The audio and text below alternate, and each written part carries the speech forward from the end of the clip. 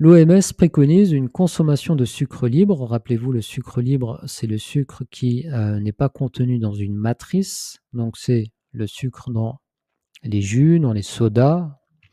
Et donc, il préconise de le limiter à moins de 25 grammes. De manière technique, c'est inférieur à 5% des apports caloriques, ce qui, en moyenne, fait 25 grammes pour un apport moyen de 2000 kilocalories. Le deuxième repère, c'est celui de l'ANSES qui est de limiter à maximum 100 grammes tout sucre confondu. Donc que ce soit le sucre libre ou le sucre contenu dans des matrices, c'est-à-dire les fruits confondus, limité à 100 grammes. Donc là, vous voyez que vous avez deux repères qui se complètent.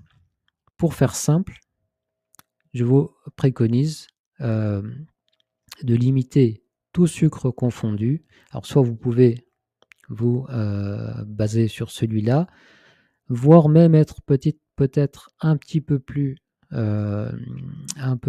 strict, limiter tout sucre libre ou contenu dans les fruits, etc., à 50 grammes par jour. Mais si vous êtes déjà en dessous de 100 grammes, c'est pas mal. Donc, si vous ne deviez garder pour les sucres qu'un seul repère, ce serait celui-là, tout sucre confondu, inférieur à 100 grammes.